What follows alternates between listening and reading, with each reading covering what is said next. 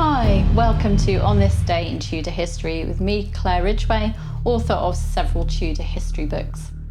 Today, I'm taking you back to the reign of King Henry VIII.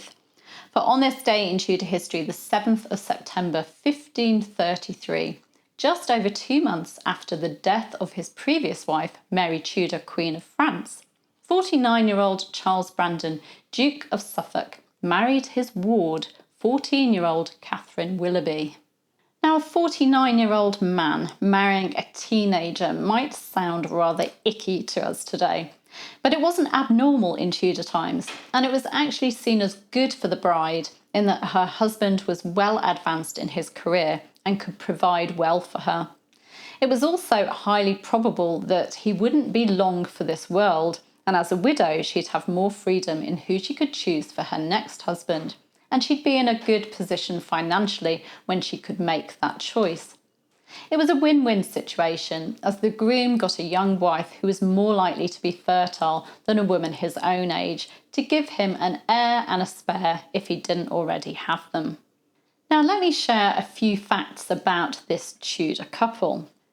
Catherine was the daughter and only child of William Willoughby, 11th Baron Willoughby de Eresby, and Lady Maria de Salinas, lady-in-waiting to Catherine of Aragon, and a woman who travelled to be with Catherine of Aragon during her final hours. Catherine Willoughby was born on the 22nd of March 1519. Catherine's father died in 1526, and in February 1529 her wardship was purchased by Charles Brandon, Duke of Suffolk, who was married to Henry VIII's sister Mary Tudor, Queen of France at the time. It appears that Catherine was initially seen as a potential bride for Suffolk's son Henry Brandon, 1st Earl of Lincoln, who was 10 in 1533. But it may have been clear that he was ill and not likely to survive, and Suffolk was desperate to keep control of the Willoughby estates. Lincoln did indeed die young, dying in 1534. After Mary Tudor's death on the 25th of June 1533, Catherine played chief mourner at her funeral. Historian Stephen Gunn points out that Mary's death necessitated a financial reckoning with the crown, one which cost the Duke all his Oxfordshire and Berkshire estates and Suffolk Place in Southwark, so Suffolk needed Catherine's estates. The couple married on this day in 1533, and Suffolk fought Catherine's uncle, Sir Christopher Willoughby, for her father's lands, a fight which was concluded in Suffolk's favour by 1536. Even though there was over 30 years between them, the Willoughby-Brandon marriage was successful, and Catherine gave Suffolk 2 sons, Henry and Charles. Catherine attended the funeral of Catherine of Aragon in 1536, and in the autumn of 1536, Suffolk was one of those involved in putting down the Pilgrimage of Grace rebellion in the north of England. Suffolk spent much of his final years at home in Lincolnshire, but he did serve on the Privy Council and was active in Henry VIII's campaigns against Scotland and France in the early 1540s. In 1541, he played host at Grimsthorpe to the king and his 5th wife, Catherine Howard, on their northern progress. In 1544, just a year before his death, he was commanding troops in France. Suffolk died on the 22nd of August 1545 at Guildford at around 61 years of age. It is not known what caused his death, and he was just about to lead troops in Boulogne. He was buried in St George's Chapel, Windsor. Suffolk appears to have been a conservative in terms of religion, requesting dirges in his will, but his young wife was a zealous reformer and acted as a patron to up-and-coming reformers, employing Bible translator Miles Coverdale as tutor to her sons.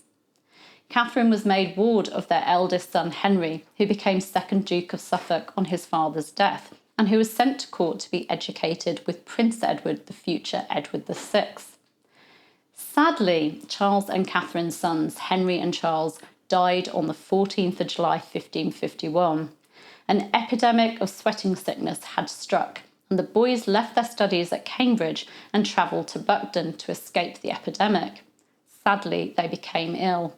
Henry died first, leaving the dukedom to Charles, who survived him by only 30 minutes or so. Catherine and her friend, Queen Catherine Parr, were lucky to escape being caught up in the execution of Protestant Anne Askew in 1546. And Catherine was not backwards regarding her feelings about Catholic conservative Stephen Gardiner, Bishop of Winchester, allegedly calling her dog Gardiner so that she could call him to heel in the bishop's presence. In 1552, Catherine married her gentleman usher Richard Bertie and had 2 children by him, Susan and Peregrine. Catherine died on the 19th of September 1580 at the age of 61. She was buried in Spilsby Church in Lincolnshire. Also on this very same day in Tudor history, the 7th of September 1533, Queen Elizabeth I, daughter of King Henry VIII and his second wife Anne Boleyn, was born at Greenwich Palace. Find out more about her birth, the reactions and the celebrations in last year's video. You can find a link to that in the description.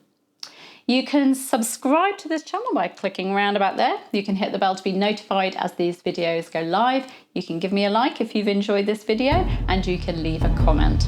I will see you tomorrow. Take care. Bye-bye.